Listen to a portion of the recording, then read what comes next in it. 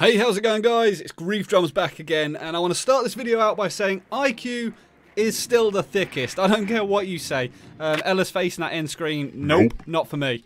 So IQ is definitely still winning for me by a country mile. I mean, yes, the yoga pants are pretty cool, don't get me wrong, but no, IQ still. Although Valkyrie is looking pretty good as well. She's had some nice tweaks, and her face definitely looks better. She doesn't look like some sort of strange cross-dressing mutant. And I swear even the back end has had a bit of a rework, but we're not going to go too far into that.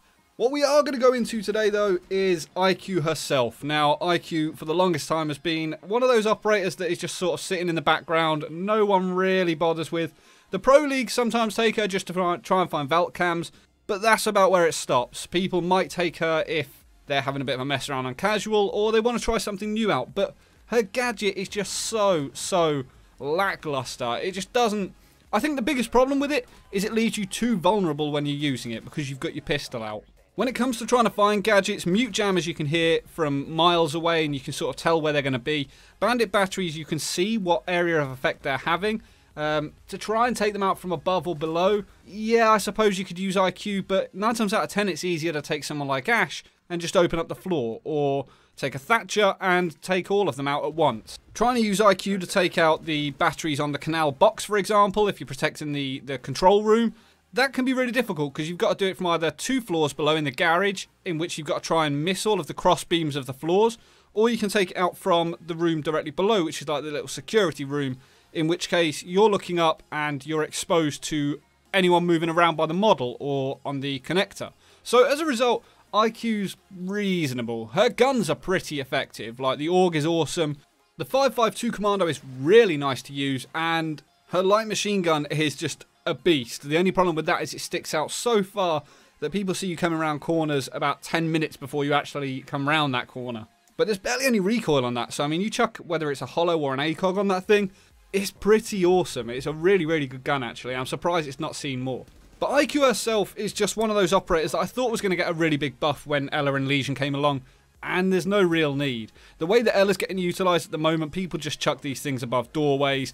There might be one randomly sort of spotted around in the middle of a room, but it doesn't do that much to you.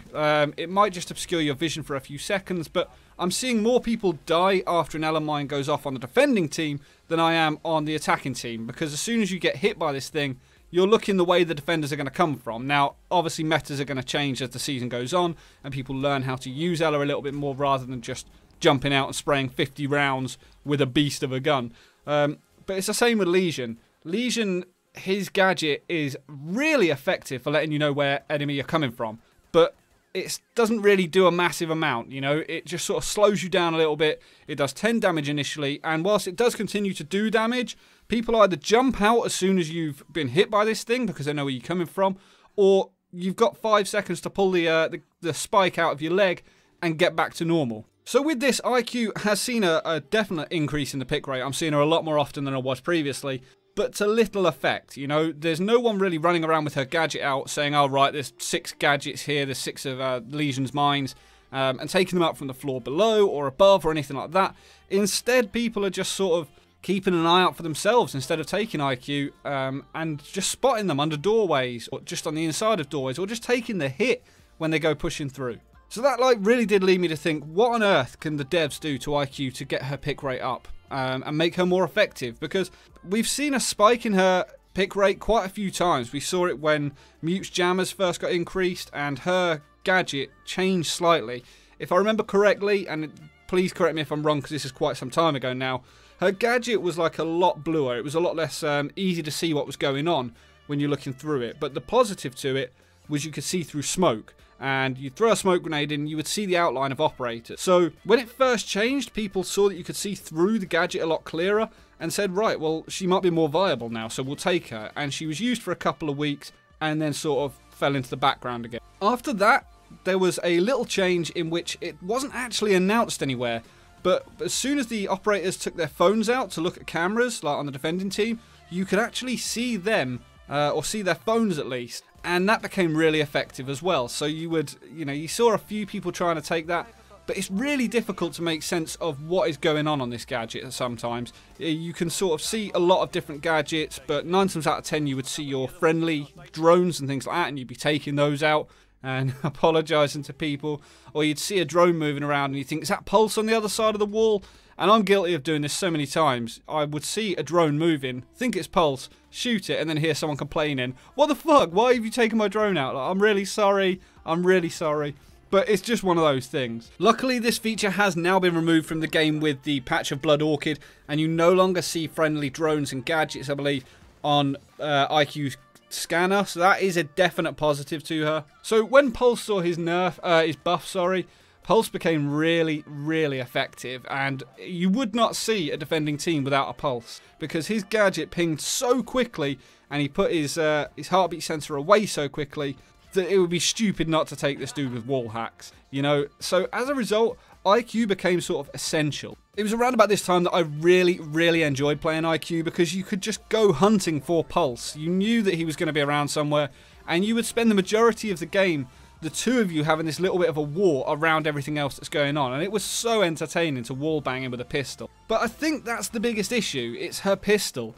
Now, whilst it's not a weak pistol at all, it's not awful to use, it's no different to any other pistol in the game, when you've got a gadget out, you have to use that pistol. So if you're busy taking something out and taking a battery out and someone jumps around the corner, they've got their primary out and you've got your secondary out, so you're automatically at a disadvantage. Because of that, you can't really keep a gadget out for that long. You'll sort of want to take it out, quick burst to figure out where the batteries are or where the cameras are, take them out and then, you know, leave it, go back to your primary and just sort of potentially take out the batteries with your primary. But what about, and this might sound a little bit crazy, if, like the heartbeat sensors in Call of Duty, this was attached to the side of your gun. Instead of being on IQ's arm, why not attach it to the side of her primary so she can constantly be scanning? It should take up quite a bit of screen space, so you can't see too clearly, but instead of having, you know, the gadget on her arm as she takes a pistol out, if you have it fold out on the side of the gun and then fold away by pressing, you know, the respective gadget button, you'd have the ability to use it with her primary, and I think this will be a really nice move for IQ. I think it's something that would certainly make her a much more viable pick, and I think we would see her a hell of a lot more than we do at the minute. Now, I fully appreciate not every operator should have the best pick rate. There's always going to be some that naturally sort of float to the surface. You're always going to have a Hibana or Thermite, depending on where you're going to. You're going to have one of them at least. It's very, very rare that you would see a team without, unless, of course, you're playing casual. But certainly like pro leagues and ranked teams, you've always got someone that's main in one of those operators, or you know, you rotate those operators, because there is nothing worse than being forced to push in through a single door if you can't get a hatch open or you can't get a certain wall open. So you're always going to see them picked. But IQ herself, she's always going to be a support operator that's going to be beneficial on some sites and fairly useless on other ones. I know it's not currently in the rotation, but on Yacht, she wouldn't be able to do a massive amount for taking out batteries and mute jammers because there isn't enough breachability through, or the verticality certainly, through the floors. You can't sort of shoot down through them or shoot up through them. So you're not going to see her picked that frequently on there. Chalet, however, or Border, you've got the ability to take stuff out from the floors below. So she is more viable there. People can hide Valkyrie cameras in trees on Consulate or on Bank. And whilst you know to look into that tree, it's often a lot easier to just take an IQ. If she could utilise her gadget on a primary weapon, I think you would see her picked more rather than people struggling to just sort of deal with it and try and find cameras and take a more versatile gadget, something that might be more useful. One of the other options I did consider is the fact that IQ's gadget is a mess of information at times, and it's quite difficult to figure out exactly what that information means, as I said earlier. You can see the distance of the item, you can see the rough shape of it, and if you can't, you know it's pulse. And I think if you were to colour code stuff, so you know, batteries and stuff were blue, operators on their phones were red, cameras were yellow, for example. I mean, you know, it doesn't have to be these colours per se, but it's just an idea. If you were to give them a little bit more colour coding, it might make a little bit easier for people to figure out what the hell is going on. Now, I know people out there are going to argue, well, hang on a minute, the point of each operator is you learn their skill and their ability, their quality, and by changing the colours on IQ's gadget, you are automatically giving people an easy time with her, rather than having to put in the time to learn that operator and master them essentially. And I do kind of agree with that, which is why it's more of an afterthought. For me, I'd rather just see the change to the gadget on the side of her primary weapon. I think that's something that would really, really change, and you know, it would make her a more viable operator and would be a real game changer essentially. But what do you guys think? Do you think this change is something that would be good? Do you think she's fine the way she is now? Don't get me wrong, I don't think she's a bad operator at all. I just think she could be a little bit better, and it might increase her pick rate a bit. She's nowhere near the levels of meme that Tachanka is, despite being really fucking thick. But I would love to see an improvement to her so that I could potentially choose her over Ashe, depending on the situation. She's never going to be awesome on her own. She's always going to be reliant on other operators due to the fact that she's got grenades, she can get through hatches, but she can't push into certain objectives without the assistance of others, certainly not if they've got you know, all their reinforcements up and stuff like that.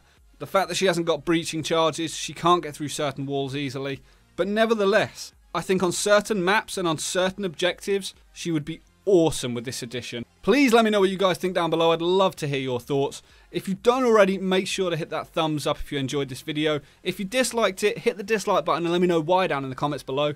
If you don't subscribe, make sure to subscribe for all things Rainbow. I've got some other cool games coming up as well in the near future. But until next time, guys, stay reckless and relentless.